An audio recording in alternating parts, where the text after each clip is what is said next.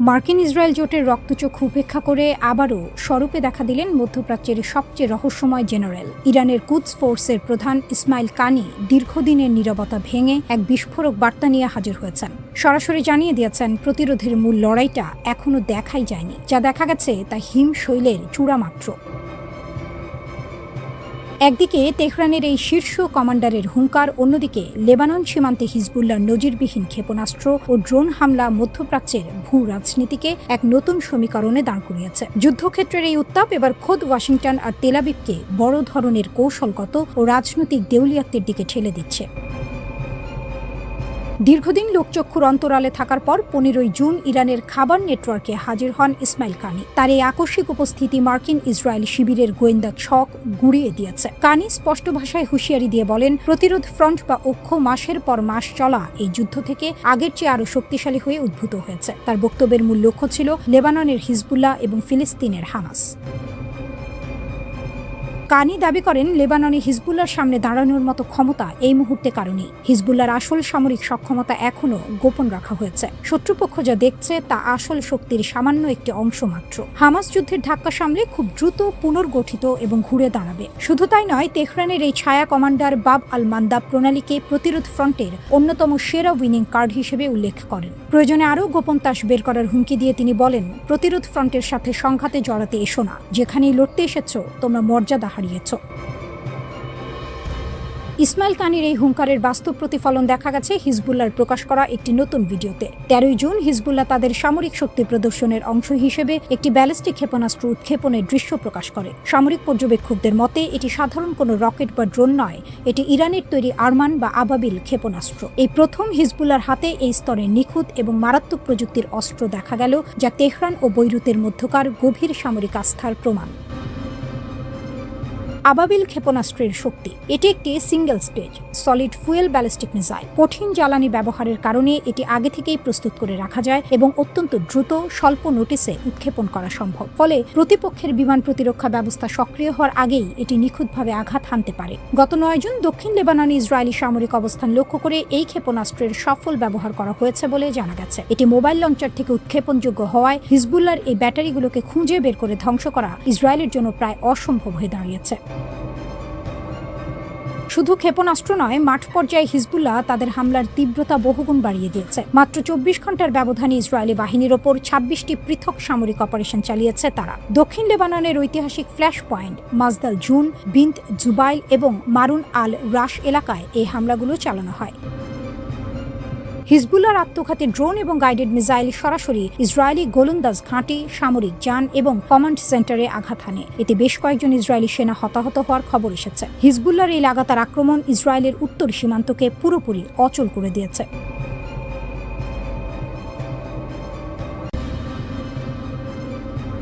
লোহার খাঁচায় সিংহকে বন্দী করলে সিংহ মরে না, সে শুধু রাগী হয়।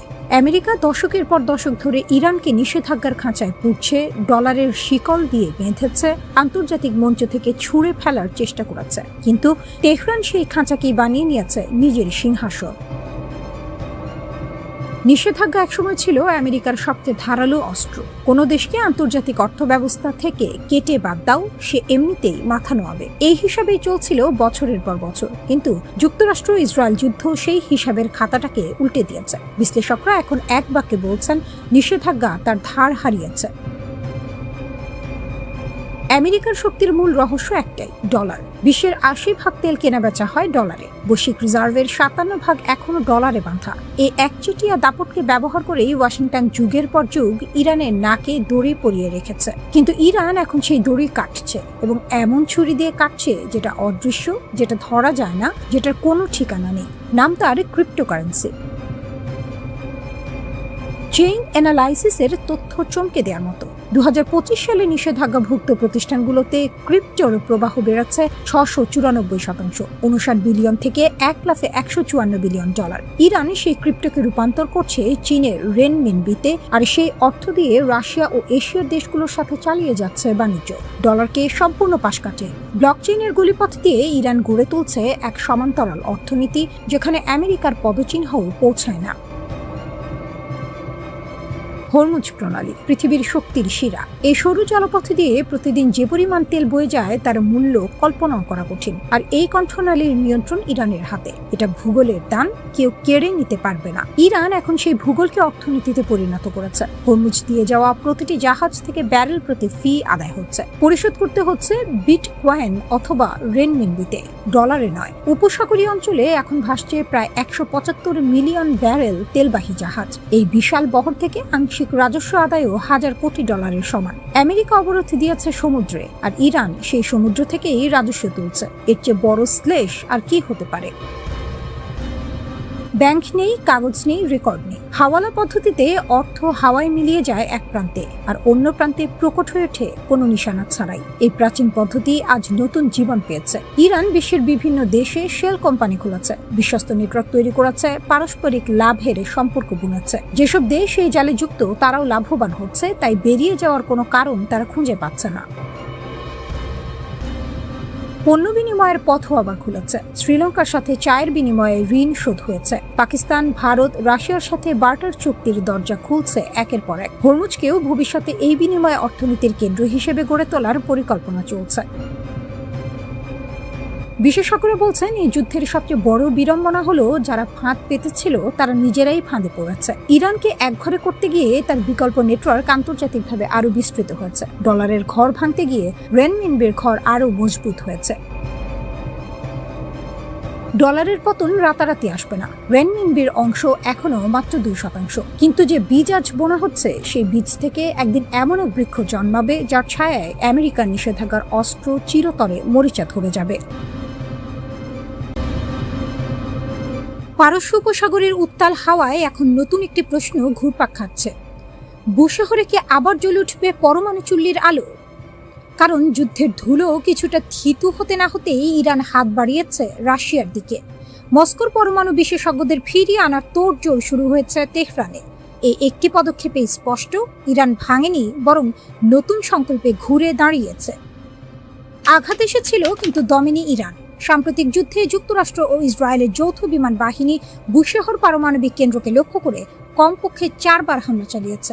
শুধু ইরানকে আঘাত করাই নয়, পুরো উপসাগরীয় অঞ্চলকে তেজস্ক্রিয় বিপদের মুখে ঠেলে দেওয়ার এই নির্মম কৌশল দেখে শিউরে উঠেছিল খোদ জাতিসংঘের পরমাণু পর্যবেক্ষক সংস্থা IAEA। চুল্লি থেকে বিষাক্ত তেজস্ক্রিয় পদার্থ বাতাস ও পানিতে ছড়িয়ে পড়লে গোটা মধ্যপ্রাচ্য পরিণত হতো এক মৃত্যুকূপে। কিন্তু ইরানের তীব্র প্রতিরোধের লৌহ দেয়ালে সেই বিপদকে থামিয়ে দিয়েছে। এ যেন বাঘের গুহায় ঢুকে বাঘকেই ঘায়েল করার চেষ্টা, যা শেষ পর্যন্ত শিকারীকেই ফাঁদে ফেলেছে। হামলার ভয়ে রাশিয়া নিজের কিছু কর্মী সরিয়ে নিয়েছিল। নতুন 2টি ইউনিটের নির্মাণ কাজও সাময়িক স্থগিত হয়েছিল, কিন্তু ইরান থামেনি।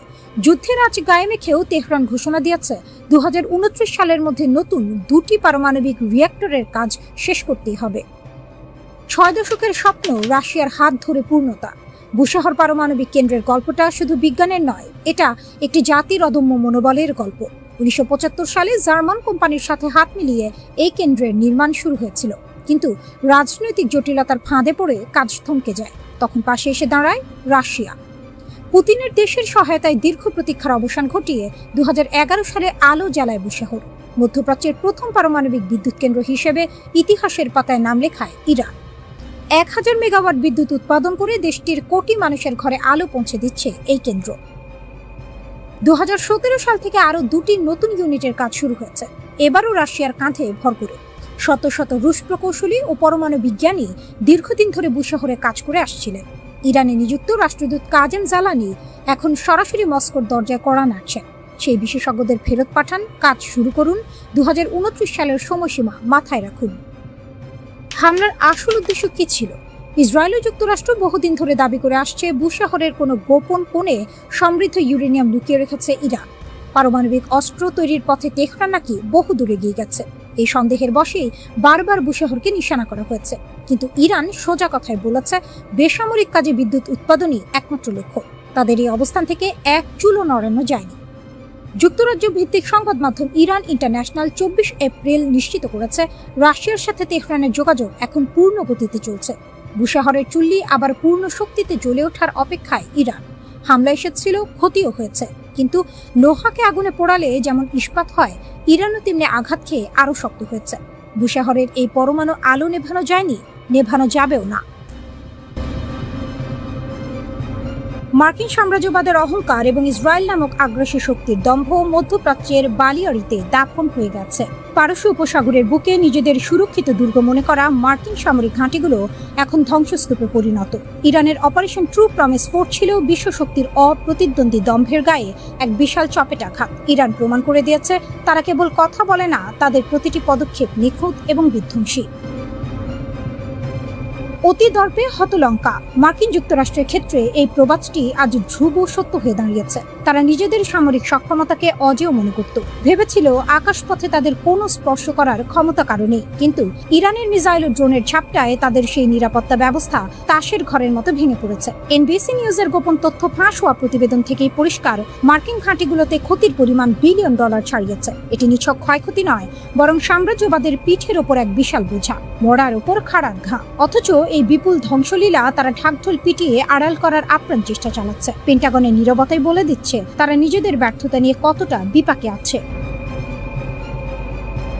ইরানের এই সফল অভিযানের কেন্দ্রবিন্দুতে ছিল তাদের অদম্য সাহস এবং প্রযুক্তিগত উৎকর্ষ। প্রিন্স সুলতান বিমান ঘাঁটিতে ইরানের নিখুঁত হামলায় যখন মার্কিনীদের গর্বের বোয়িং E-3 সেন্ট্রি বিমানটি মাটির সাথে মিশে গেল, তখন বিশ্ববাসী দেখল সাম্রাজ্যবাদের মুখোশ কিভাবে খসে পড়ে। 12 থেকে 15 জন মার্কিন সেনা আহত হওয়া এবং একাধিক রিফুয়েলিং বিমানের ধ্বংসযজ্ঞ প্রমাণ করে ইরান এখন শত্রুর ঘরের ভেতর ঢুকে আঘাত করতে জানে। তারা কেবল কুয়েত বা বাহরাইনের ঘাঁটিতে হামলা করেনি, বরং শত্রুর স্নায়ু কেন্দ্রগুলোকেও তছনছ করে দিয়েছে। তাদের এই সাহসিকতা দেখে বিশ্ব এখন স্তব্ধ।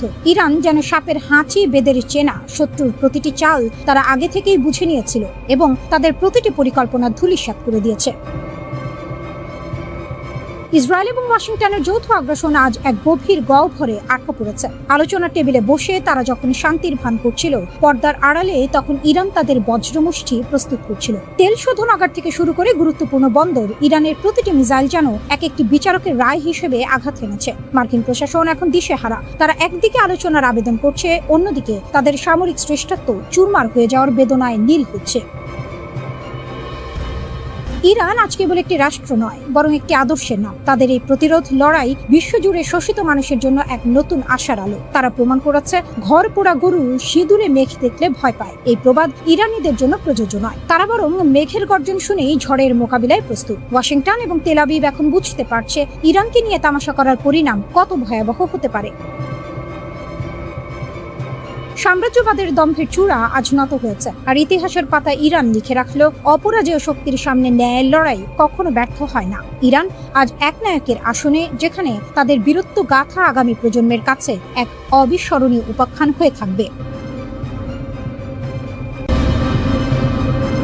মধ্যপ্রাচ্যের উত্তপ্ত বালিয়াড়িতে এখন একটাই নাম প্রতিধ্বনিত হচ্ছে, ইরান, যারা ইতিহাসের অগ্নি পরীক্ষায় বারবার উত্তীর্ণ হয়েও কখনো মাথা নোয়ায়নি।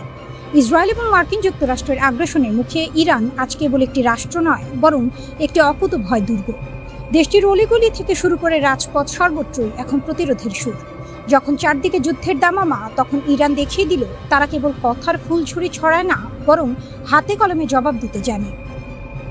ইরানের প্রতিরক্ষা মন্ত্রণালয়ের সাম্প্রতিক ঘোষণা অনুযায়ী দেশের 3 কোটি নাগরিক তাদের মাতৃভূমি রক্ষায় মরণপণ লড়াই করতে প্রস্তুত। একে নিছক পরিসংখ্যান ভাবলে ভুল হবে। সাম্রাজ্যবাদী শক্তিগুলো যখন ভেবেছিল ইরানকে ভেতর থেকে ভেঙে চুরমার করে দেবে, ঠিক তখনই ইরানের সাধারণ মানুষ প্রাচীরের মতো দাঁড়িয়ে তাদের সব ষড়যন্ত্রকে গলার কাঁটা বানিয়ে দিয়েছে। ইসরায়েল আর যুক্তরাষ্ট্রের মতো শক্তিগুলো যখন ঘোলা পানিতে মাছ শিকারের চেষ্টা করছে, তখন ইরানের এই গণজাগরণ যেন তাদের সব সমীকরণ তছনছ করে দিচ্ছে। ইরান কেবল মাঠের শক্তিতেই অজেয় নয়, তাদের প্রযুক্তিগত সক্ষমতাও এখন বিশ্বকে অবাক করার মতো। ৯,০০০টি দেশীয় কোম্পানির সমন্বয়ে গড়া তাদের প্রতিরক্ষা নেটওয়ার্ক যেন এক সোনায় সোহাগা। যখন শত্রুরা মনে করে ইরান কোণঠাসা, তখনই দেশটি তাদের অব্যবহৃত মিসাইল সক্ষমতা ও সমর শক্তির দাপট দেখিয়ে দেয়। হরমুজ প্রণালীর মতো গুরুত্বপূর্ণ জলপথকে নিজেদের বজ্র মুষ্টিতে রেখে ইরান বুঝিয়ে দিয়েছে মগের মূল্য গড়ার দিন ফুরিয়ে যাচ্ছে। তাদের পররাষ্ট্রনীতি এখন এক অনন্য উচ্চতায়, তারা কাউকে এক চুলো ছাড় দিচ্ছে না। কূটনীতির টেবিলে যখন যুক্তরাষ্ট্র আলিয়ার পেছনে ছুটছে, ইরান তখন নিজের অবস্থানে পাথরের মতো অটল। মার্কিন দূত কুশনার বা উইটকফ যাই আসুক না কেন, ইরানের মেরুদণ্ড শক্ত। ওয়াশিংটন যখন দিশেহারা হয়ে নিজেদের ব্যর্থতাকে ঢাকার জন্য বিভ্রান্তি ছড়াচ্ছে, তেহরান তখন সুসংহত ও ঐক্যবদ্ধ।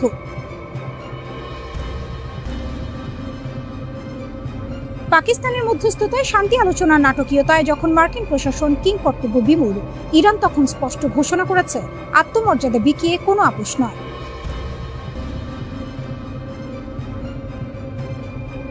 আমেরিকার হাড় ভাঙার শব্দ শোনার হুঁশিয়ারি দিয়ে ইরানের নেতারা প্রমাণ করেছেন তারা কেবল রক্ষক নন, তারা এক ভয়ঙ্কর সুন্দর শক্তির প্রতিরূপ। ইসরায়েল এবং মার্কিন জোটের জন্য ইরান এখন এক দাঁত ভাঙা জবাব দিয়ে দাঁড়িয়ে আছে। তাদের এই লড়াই কেবল অস্ত্র বা মিসাইলের নয়, এটি টিকে থাকার, নিজের সার্বভৌমত্ব রক্ষার এক মহাকাব্য। ইরান বিশ্বকে দেখিয়ে দিয়েছে শক্তিশালী প্রতিপক্ষের সামনেও মাথা উঁচু করে কিভাবে বাঁচতে হয়। তারা জানে ষড়যন্ত্রের জাল কতই না গভীর, কিন্তু তাদের অদম্য জেদ ও জাতীয় ঐক্যের সামনে সব সাম্রাজ্যবাদী স্বপ্ন ধূলিসাৎ হতে বাধ্য। ইরান আজ কেবল মধ্যপ্রাচ্যের মোড়ল নয়, বরং শোষিত ও সংগ্রামী দেশগুলোর জন্য এক অঘোষিত প্রেরণা। যারা বারবার ইরানকে দাবিয়ে রাখার চেষ্টা করেছে তারা এখন বুঝতে পারছে আগুনে হাত দিলে কি পরিণতি হয়। তেহরান আজ ইসরায়েল ও ওয়াশিংটনের চোখ রাঙানিকে তুচ্ছ করে নিজের শর্তে বিশ্ব রাজনীতি পরিচালনা করছে। এটি ইরানের বিজয়, এটি তাদের বীরত্ব, যাকে পৃথিবীর কোনো শক্তি রুখতে পারবে না। ইতিহাস সাক্ষ্য দেবে অন্যায় ও আগ্রাসনের বিরুদ্ধে কিভাবে ইরান অজেয় হিসেবে টিকে রইল। ট্রাম্পের গেম প্ল্যান যখন রিয়াদের পকেটে, মধ্যপ্রাচ্যের নতুন কিংমেকার এমবিএস। রণক্ষেত্রে যখন বারুদের গন্ধ, তখন পর্দার আড়ালে চলছে কূটনৈতিক দাবার চাল। আর এই খেলায় এখন আক্কেল গুড়ুম করে দেওয়ার মতো চাল চালছেন সৌদি আরবের ক্রাউন প্রিন্স মোহাম্মদ বিন সালমান। ডোনাল্ড ট্রাম্প ভেবেছিলেন আব্রাহাম অ্যাকর্ড দিয়ে মধ্যপ্রাচ্যকে নিজের হাতের মুঠোয় আনবেন, কিন্তু রিয়াদ এখন বুঝিয়ে দিচ্ছে খেলা হবে তাদের শর্তে। যুক্তরাষ্ট্র আর ইসরায়েল যখন লেবাননকে নিজেদের বলয়ে টানার জন্য আকাশ কুসুম কল্পনা করছে, তখন সৌদি আরব সেখানে এক মাস্টার স্ট্রোক দিয়েছে। রিয়াদ এখন লেবাননকে স্পষ্ট বার্তা দিয়েছে ইসরায়েলের সাথে কোনো আলোচনা হবে না যদি না সেখানে ফিলিস্তিন রাষ্ট্রের নিশ্চয়তা থাকে। লেবাননের পার্লামেন্ট স্পিকার নবি বেরিও এখন সৌদি সুরেই গান গাইছেন। তিনি সাফ জানিয়ে দিয়েছেন সৌদি আরব সই না করলে লেবাননও কোনো চুক্তিতে যাবে না। ট্রাম্পের সাজানো বাগান এখন রিয়াদের ইশারায় তাসের ঘরের মতো ভেঙে পড়ার উপক্রম। হোয়াইট হাউসে বসে ট্রাম্প যখন হুঙ্কার ছাড়ছেন, এমবিএস তখন অত্যন্ত ঠান্ডা মাথায় জলবৎ তরলং করে দিয়েছেন আসল সত্যটা। তিনি সাফ জানিয়ে দিয়েছেন, আমরা আব্রাহাম অ্যাকর্ডসের অংশ হতে চাই, কিন্তু আমাদের রাস্তা পরিষ্কার হতে হবে। এই রাস্তা হলো দ্বিরাষ্ট্র সমাধান। সৌদি আরব কেবল নিজের ফায়দা দেখছে না, বরং পুরো আরব বিশ্বের স্বার্থের প্রশ্নে তারা এখন অটল। ওয়াশিংটন যতই চাপ দিক না কেন, রিয়াদ এখন আর চোখ বুজে সই করার পাত্র নয়। তারা এখন মধ্যপ্রাচ্যের সেই নায়ক যে নিজের শর্তে শান্তি কিনতে জানে। ট্রাম্প লেবাননের আইন বদলানোর স্বপ্ন দেখছেন, বলছেন ইসরায়েলের সাথে কথা না বলা নাকি অপরাধ, কিন্তু তিনি হয়তো ভুলে গেছেন খোদ ইসরায়েলের ভেতরেই এখন ভরাডুবি শুরু হয়েছে। জেরুজালেমের রাজপথে নেতুরে কাট্টার মতো কট্টর ইহুদিরা যখন ইসরায়েলি পতাকা পোড়ায় এবং জায়নবাদকে প্রতারণা বলে ঘোষণা করে, তখন ট্রাম্পের শান্তি চুক্তি এক প্রকার মরীচিকা ছাড়া আর কিছুই নয়। সৌদি আরব খুব ভালো করেই জানে অভ্যন্তরীণভাবে জরাজীর্ণ একটি রাষ্ট্রের সাথে তাড়াহুড়ো করে চুক্তি করা মানে নিজের পায়ে কুড়াল মারা। লেবাননের রাজনীতিবিদরা যখন নিজেদের মধ্যে দা কুমড়া সম্পর্ক বজায় রেখে দ্বিধা বিভক্ত, তখন সৌদি দূত ইয়াজেদ বিন ফারহান বৈরুতে গিয়ে পরিষ্কার করে দিয়েছেন তাড়াহুড়োর কোনো জায়গা নেই। ট্রাম্পের 3 সপ্তাহের যুদ্ধবিরতি হয়তো ক্ষণস্থায়ী শান্তি দেবে, কিন্তু স্থায়ী সমাধান আসলে কেবল রিয়াদের গ্রিন সিগন্যাল পেলে। এমবিএস এখন সেই অবস্থানে পৌঁছেছেন যেখানে হোয়াইট হাউসকেও বলতে হচ্ছে আমরা বিষয়টি নিয়ে আরও আলোচনা করব। মধ্যপ্রাচ্যের এই বিশৃঙ্খল পরিস্থিতিতে সৌদি আরব এখন আর কেবল একটি তেল সমৃদ্ধ দেশ নয়, তারা এখন এক অপরাজেয় পলিটিক্যাল জায়ান্ট। ট্রাম্পের ডিল অব দ্য সেঞ্চুরি এখন রিয়াদের ডাস্টবিনে যাবে নাকি বাস্তবে রূপ নেবে তা সম্পূর্ণ নির্ভর করছে এমবিএসের বুড়ো আঙুলের ইশারায়। সৌদি আরব প্রমাণ করে দিয়েছে মধ্যপ্রাচ্যের রাজনীতিতে তারা কোনো চুনোপুটি নয়, বরং তারাই হলো আসল হর্তাকর্তা, বিধাতা।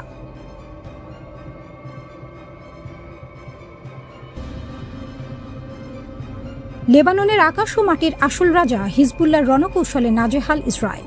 লেবানন সীমান্তে এখন আর কেবল কামানের গর্জন নেই, আচ্ছা আধুনিক প্রযুক্তির আক্কেল গুড়ুম করে দেওয়ার মতো এক লড়াই। ইসরায়েল ভেবেছিল তাদের অত্যাধুনিক হারমিস 450 ড্রোন দিয়ে লেবাননের আকাশে খবরদারি করবে, কিন্তু হিজবুল্লাহর ক্ষেপণাস্ত্রের আঘাতে সেই ড্রোন যখন মাটির দিকে মুখ থুবড়ে পড়ল, তখন পেন্টাগন থেকে তেল আবিব সবারই হাড়ের খবর ফাঁস হয়ে গেল। দক্ষিণ লেবাননের আকাশে ড্রোনের ধ্বংসাবশেষ আর দাউ দাউ করে জ্বলা আগুন এটাই প্রমাণ করে যে হিজবুল্লাহর আকাশ প্রতিরক্ষা এখন আরও শক্তিশালী। ইসরায়েলি বাহিনী যখন ভেবেছিল তারা দক্ষিণ লেবাননে নিজেদের নিরাপদ অঞ্চল তৈরি করে ফেলেছে, ঠিক তখনই হিজবুল্লাহ তাদের বাঘের ঘরে ঘোগের বাসা হয়ে দেখা দিয়েছে। বিস্ফোরককারী ড্রোন দিয়ে ইসরায়েলি সেনাদের উপর ঝটিকা আক্রমণ চালিয়ে হিজবুল্লাহ বুঝিয়ে দিয়েছে যে তারা কোনো চুনোপুটি নয়। কানারা গ্রামের কাছে ইসরায়েলি সেনাদের অবস্থানে ড্রোনের বিস্ফোরণ এবং নাহারিয়া বসতি লক্ষ্য করে ড্রোনের ঝাঁক বা সোয়ার্ম অ্যাটাক প্রমাণ করে যে হিজবুল্লাহর রণকৌশল এখন অনেক বেশি আক্রমণাত্মক এবং কার্যকর।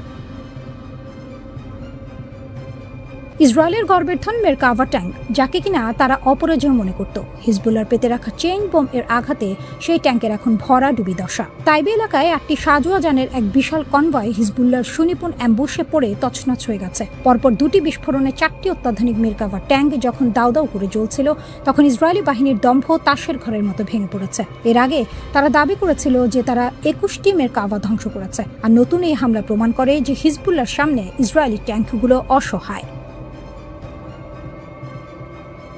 হোয়াইট হাউসে বসে ডোনাল্ড ট্রাম্প যখন দাবি করছেন যে ইসরায়েল আর লেবাননের মধ্যে যুদ্ধবিরতি আরও 3 সপ্তাহ বাড়ানো হয়েছে এবং দুই দেশ একে অপরকে খুব পছন্দ করে, তখন বাস্তব পরিস্থিতি হলো কাজীর গরু কিতাবে আছে, গোয়ালে নেই। হিজবুল্লাহর আইন প্রণেতা হাসান ফাদলাল্লাহ স্পষ্ট জানিয়ে দিয়েছেন ইসরায়েলের তৈরি করা তথাকথিত ইয়েলো লাইন বা প্রতিরক্ষা রেখা তারা গুড়িয়ে দেবেন। ট্রাম্পের মধ্যস্থতা আর সরাসরি কূটনৈতিক আলোচনার আশ্বাস যখন কেবল ফাঁকা আওয়াজ হিসেবে শোনা যাচ্ছে, তখন হিজবুল্লাহর প্রতিরোধ লড়াই মাঠ পর্যায়ে ইসরায়েলকে কোণঠাসা করে ফেলেছে।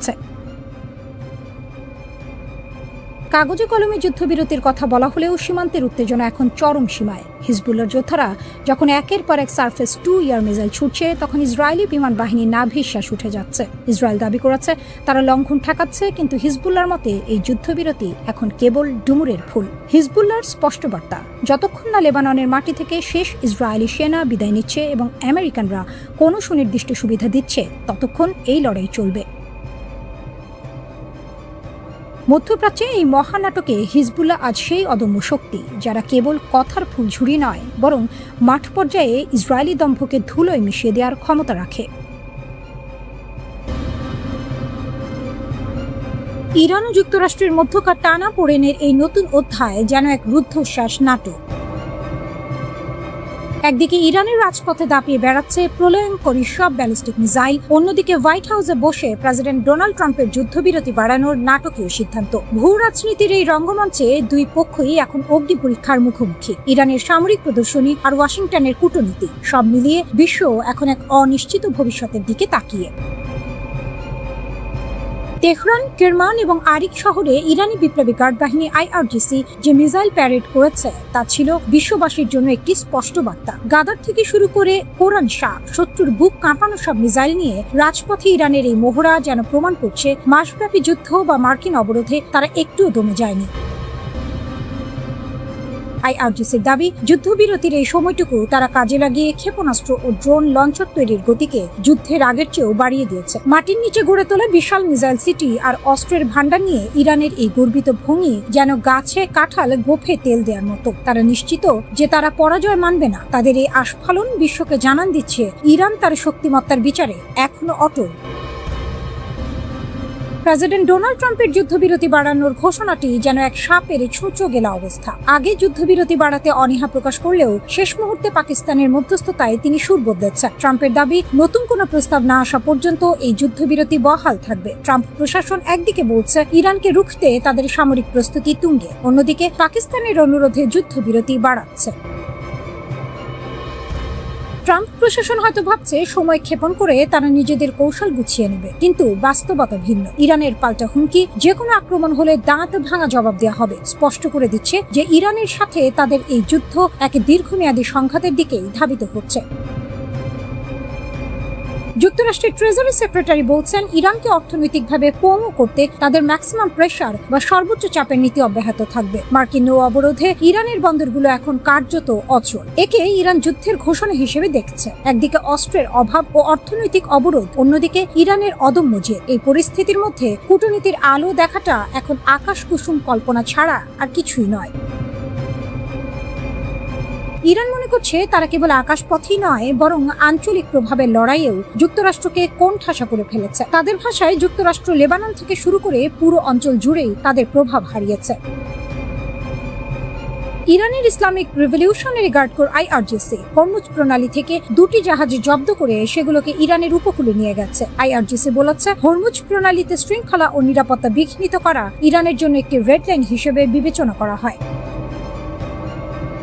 এর আগে খবরে বলা হয়েছিল ইরানের উপকূলে একটি জাহাজে গুলি চালানো হয়েছে। এছাড়া ওমান উপকূলে হামলার শিকার হয়ে আরেকটি জাহাজ ক্ষতিগ্রস্ত হয়েছে। বর্তমান পরিস্থিতি এমন এক জট পাকানো অবস্থায় পৌঁছেছে যে আলোচনার টেবিল বা যুদ্ধের ময়দান কোথাও কোনো পক্ষই ছাড় দিতে রাজি নয়। ইরান ও আমেরিকা উভয় পক্ষই শান্তির পায়রা ওড়ানোর বদলে শান দিচ্ছে যুদ্ধের মারণাস্ত্রে। তেহরান থেকে ওয়াশিংটন কূটনীতির টেবিলে এখন কেবলই ছেঁড়া কাঁথায় শুয়ে লাখ টাকার স্বপ্ন দেখার মতো অনিশ্চয়তা। ইরানের তাসনিম নিউজ এজেন্সির দাবি অনুযায়ী তেহরান কেবল প্রস্তুতি নয়, বরং যুদ্ধের দ্বিতীয় ইনিংসের জন্য জমিয়ে রেখেছে নতুন সারপ্রাইজ। 28 ফেব্রুয়ারি শুরু হওয়া এই লড়াইয়ে ইরান ইতিমধ্যে অপারেশন ট্রু প্রমিস 4 এর মাধ্যমে পশ্চিম এশিয়ায় মার্কিন ঘাঁটি এবং ইসরায়েলি অবস্থানে ড্রোন ও ক্ষেপণাস্ত্রের বৃষ্টি বইয়ে দিয়েছে। 2 সপ্তাহের এই বিরতিতে ইরান হাত গুটিয়ে বসে থাকেনি, বরং শত্রু শিবিরের নতুন লক্ষ্যবস্তু নির্ধারণ আর সামরিক সজ্জার রথ দেখা ও কলা বেচার কাজ সেরে নিয়েছে।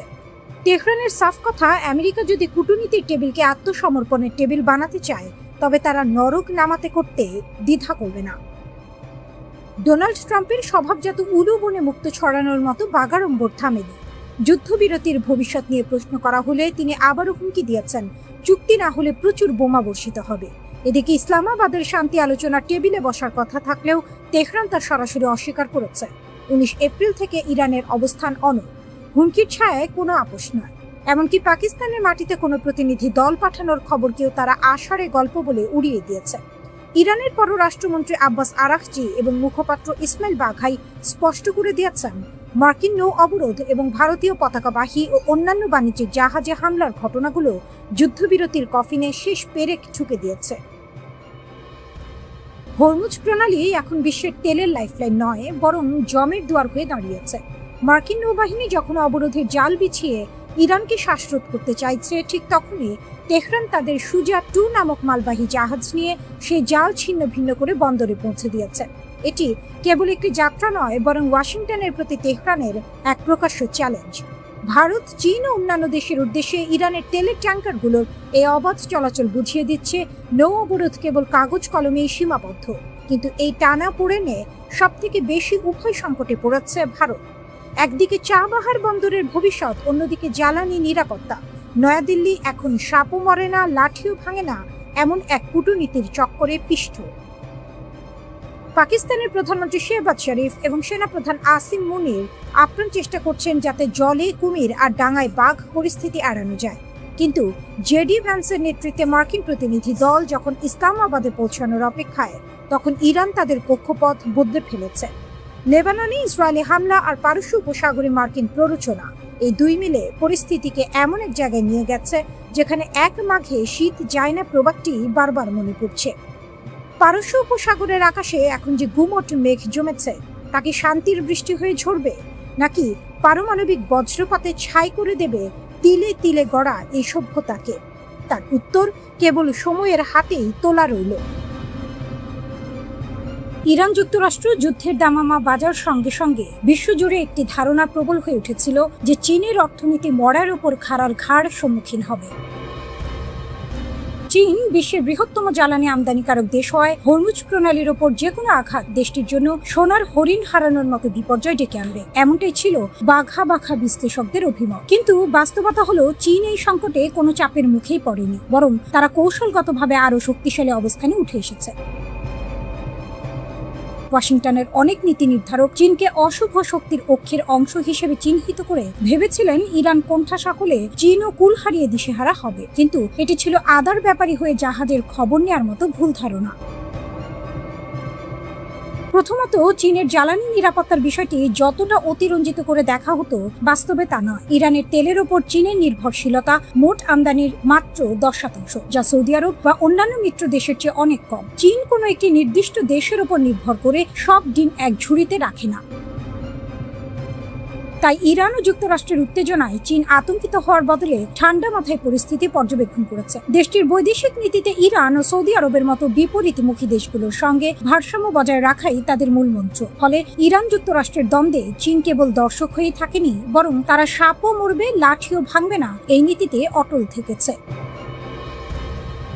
দ্বিতীয়ত, চীনের অর্থনৈতিক স্থিতিশীলতার পেছনে তাদের দূরদর্শী জ্বালানি মজুদ ব্যবস্থা ছিল বজ্র আটুনি ফসকা গেরোর মতো। যুদ্ধের আগে থেকেই, বিশেষ করে 2024 সালের শেষ ভাগ থেকে চীন বিপুল পরিমাণ অপরিশোধিত তেলের মজুদ গড়ে তুলেছিল। প্রায় 1.3 বিলিয়ন ব্যারেল তেল মজুদ থাকায় হরমুজ প্রণালী দিয়ে সরবরাহ বিঘ্নিত হওয়ার পরও চীন কোনো জ্বালানি সংকটে পড়েনি। পাশাপাশি চীনের শিল্প কাঠামোতে তেলের ব্যবহার বা ওয়েল ইন্টেন্সিটি 80-র দশকের তুলনায় প্রায় 80% কমেছে। বিদ্যুৎ চালিত অর্থনীতির দিকে ধাবিত হওয়া এবং শিল্প কারখানায় জ্বালানি দক্ষতা বৃদ্ধির ফলে চীন এখন জ্বালানি তেলের দাম বাড়লে শাক দিয়ে মাছ ঢাকার আপ্রাণ চেষ্টা করার বদলে বরং স্থিতিশীল থাকার ক্ষমতা রাখে। তৃতীয়ত, বৈশ্বিক মুদ্রাস্ফীতির বাজারে জ্বালানির উচ্চমূল্য চীনের জন্য কাঁটা দিয়ে কাঁটা তোলার মতো কাজ করেছে। বিগত কয়েক বছর চীন এক ধরনের ডিফ্লেকশন বা মন্দার কবলে পড়েছিল। জ্বালানি তেলের দাম বাড়ার ফলে যখন বিশ্ব অর্থনীতি পর্যদস্ত, তখন চীনের উৎপাদক পর্যায়ে মূল্যস্ফীতি ইতিবাচক ধারায় ফিরেছে। এটি চীনের স্থবির অর্থনীতিকে কিছুটা হলেও গতি দিয়েছে। এমনকি মার্কিন ডলারের বিপরীতে ইউয়ানের শক্ত অবস্থান এবং চীনের বন্ড বাজারের পারফরম্যান্স যুক্তরাষ্ট্রের ট্রেজারি বন্ডকেও ছাপিয়ে গেছে। সবশেষে এই যুদ্ধ মার্কিন যুক্তরাষ্ট্রের সফট পাওয়ার বা নমনীয় শক্তির ওপর বড় ধরনের আঘাত এনেছে। আন্তর্জাতিক অঙ্গনে যুক্তরাষ্ট্রের প্রতি মিত্র দেশগুলোর আস্থার সংকট তৈরি হয়েছে, যা পরোক্ষভাবে চীনের গ্রহণযোগ্যতা বাড়িয়ে দিয়েছে। যুদ্ধের উত্তাপ ও ভূ রাজনৈতিক অস্থিরতা যখন বিশ্বকে তটস্থ রেখেছে, তখন চীন প্রমাণ করেছে যে তারা কেবল একটি উদীয়মান শক্তি নয়, বরং বিশ্ব অর্থনীতির ভারসাম্য রক্ষায় এক অদৃশ্য চালক। ইরান যুক্তরাষ্ট্রের এই লড়াইয়ে চীন কোনো ঘর পোড়া গরু নয়, বরং সিঁদুরে লেখ দেখেও তারা নিজেদের আগলে রাখতে সক্ষম হয়েছে। যারা ভেবেছিল চীন এই যুদ্ধে ক্ষতিগ্রস্ত হবে, তাদের ধারণা ভুল প্রমাণিত হয়েছে।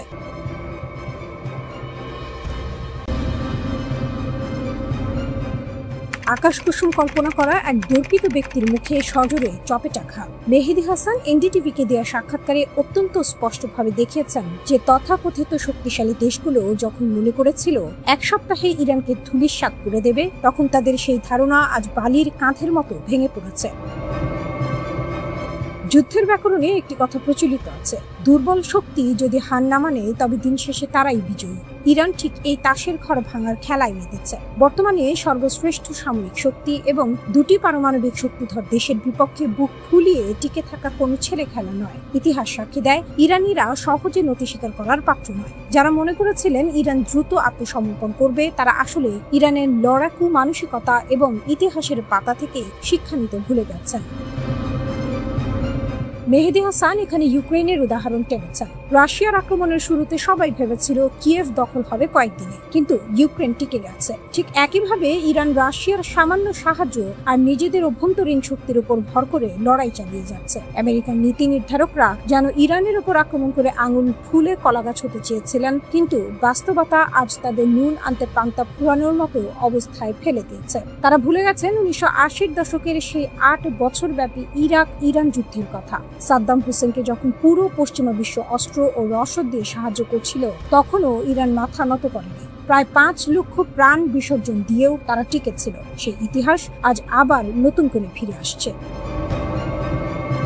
পারমাণবিক কর্মসূচির প্রশ্নেও পরিস্থিতি এখন জগা খিচুড়ি অবস্থায়। ওবামা আমলের চুক্তি থেকে ট্রাম্পের বেরিয়ে যাওয়া যেন ছিল নিজের পায়ে কুড়াল মারা। বর্তমানে ইরান 60% পর্যন্ত ইউরেনিয়াম সমৃদ্ধ করেছে, যা পারমাণবিক অস্ত্র তৈরির খুব কাছাকাছি। আমেরিকা যখন ইসরায়েলের সুরে সুর মিলিয়ে শূন্য সমৃদ্ধিকরণের দাবি তুলছে, যা ইরানের কাছে অরণ্যে রোদন ছাড়া আর কিছু নয়। কারণ কোনো দেশই তার বৈজ্ঞানিক সক্ষমতা এবং শিল্প কাঠামোর অধিকার ছেড়ে দেবে না। সামরিক হামলা চালিয়ে একটি দেশের জ্ঞান বা ইচ্ছা শক্তিকে ধ্বংস করা যে সম্ভব নয়, তা বুঝতে পশ্চিমা বিশ্ব এখনো কানা করেও বুদ্ধি ব্যয় করছে না। এদিকে হরমুজ প্রণালী এখন যুদ্ধের তুরুপের তাস। ইরান এই জলপথ বন্ধ করে দিয়ে বিশ্ব অর্থনীতিতে মরণ কামড় দেওয়ারও ক্ষমতা রাখে। যদিও আমেরিকার অবকাঠামোর কারণে তাদের প্রতিদিন কোটি কোটি ডলারের ক্ষতি হচ্ছে, তবুও তারা দমে যাওয়ার পাত্র নয়। নতুন সুপ্রিম লিডার মোস্তফা খামেনির নেতৃত্বে ইরান এখন এক নতুন মোড় পরিবর্তনের অপেক্ষায়। মধ্যপ্রাচ্যের এই সংকট কোনো সহজ সমাধান নয়। আমেরিকা যদি মনে করে পেশি শক্তি দিয়ে সবকিছু জয় করবে, তবে তারা আসলে আকাশ কুসুম চিন্তা করছে। আলোচনার টেবিলে সমান মর্যাদা ছাড়া ইরানকে দমন করা হবে ঘোড়ার আগে গাড়ি জোড়ার মতো অসাধ্য। ইতিহাস থেকে শিক্ষা না নিলে এই যুদ্ধ কেবল রক্তপাত আর অস্থিরতাই বাড়াবে, কোনো চূড়ান্ত সমাধান আনবে না।